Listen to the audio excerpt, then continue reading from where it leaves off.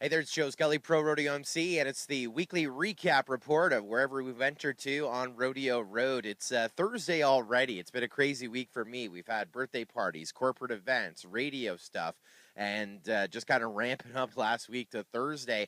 If you wonder what happens behind the scenes, just absolutely craziness. This year has been absolutely a riot for me. To try and keep on top of everything as we roll on city to city, village to village as part of the 2013 rodeo season and, whatever else that Rodeo Road will bring us. Last weekend was a big one, and you probably heard us talking about it on Make It 8 Rodeo Network, which is on Make It 8 Rodeo com, also on the Blog Talk Radio Network, and also on KBBY FM. That's Cowboy Country in Stephenville, Texas, telling the great story of Rodeo Road. And this past weekend, it was all about Quebec, Canada, and International Pro Rodeo. In the International Professional Rodeo Association, 3 big events in Quebec, Canada, and all big money events as well. 2,500 added at most of them, 3,000 at another. We start things off in the very east end of Quebec, just north of Vermont, and Rimouski, Quebec. They had a full rodeo over there. Then you venture 4 hours to the west, Valleyfield, Quebec, and another big rodeo over there, 2,500. And then you venture 9 hours from there and venture up north, directly 9 hours north of Buffalo. And that's where I was at the Festival Western de Guiges, or in St. Bruno de Guiges, or Rodeo Guiges is the translation, and on Twitter. Great time, huge time up there in the Northland. And as always, Rawhide Rodeo's been up there 6-7 years now. As always, great crowds. And when we talk about great crowds, these guys are insane. They stand up on, they stand on their feet the entire performance. Guys will whip their shirts off, whip it over their head, and, they just get rowdy. At one point, we had to stop the bull riding because a girl had climbed over the fence to hug the rodeo clown. We don't condone that. We don't entice that, but you expect the unexpected every time that you venture to St. Bruno de Guiges. We also did something cool. Austin Stewart, the funny man of Charlotte, North Carolina, he's walking around without a microphone for 2 big rodeo performances at Festival Western de Guiges, and we're with pantomime and using just the hook of the song on the computer. We actually had the entire crowd sing "Ole, Ole, Ole, Ole" a cappella. It's not the best video, but let's give a quick listen now.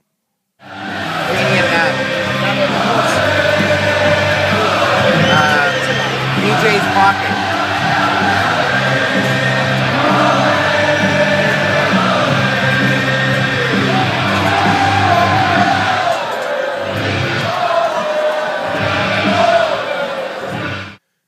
Rodeo-wise, we had the top 6 or 7 in the International Professional Rodeo Association World Standings with us up in St. Bruno de Guiges, in the saddle bronc riding, the bareback riding, the bull riding. Top 4 in the International Professional Rodeo Association World Standings in the barrel racing, and those ones into the southeast part of Quebec. A lot of the top guys in the roping events and steer wrestling events as well. Bareback bronc riding up in St. Bruno de Guiges, Josh Krager, former world champ and multi-international finals rodeo champ. He wins it with a big 76-point ride. He wins $1,395 for winning the bareback bronc riding. Almost $1,400 to the champion of the bareback bronc riding at St. Bruno de Guiges. Saddle bronc riding, Richard Gilbert wins it with a big 77. He's a Quebec guy just outside the top 15 in the world standings. His win's good enough for $1,224 and may put him in the top 15 of the world standings of the International Professional Rodeo Association. He's actually having a pretty good year up in Canada. He's deep inside of the top 10 of the Canadian series as well, so big ride for Richard Gilbert. Adeste Kotu, former 3-time International Finals Rodeo qualifier. She's the winner up in St. Bruno de Guiges, wins by 0.2 of a second and wins almost $1,300, trying to make a 4th trip to the International Finals Rodeo. And the Quebec rodeo fans love when one of their Quebec barrel racers clean up, and they were ecstatic for Adeste Kotu. Then we go over to the junior barrel racing. I've been talking about 2 girls all season long. Melanie Berube of Kapuskasing, Ontario, and Lizzie Hearn of Etobicoke, Ontario. Northland and Southland, and they just keep splitting them first, second. Melanie Berube, she won Holstein, largest rodeo in Ontario. Then she ventures down the road and wins Russell, Ontario. Goes to her hometown rodeo, places second. And then there's Lizzie Hearn, who wins up in the Northland. Goes to Leamington with a broken wrist, wins that. They place first and second. Melanie Berube wins it. Lizzie Hearn second by 0.03 of a second. They're just going to keep grinding out for a championship here in 2013 in the junior barrel racing.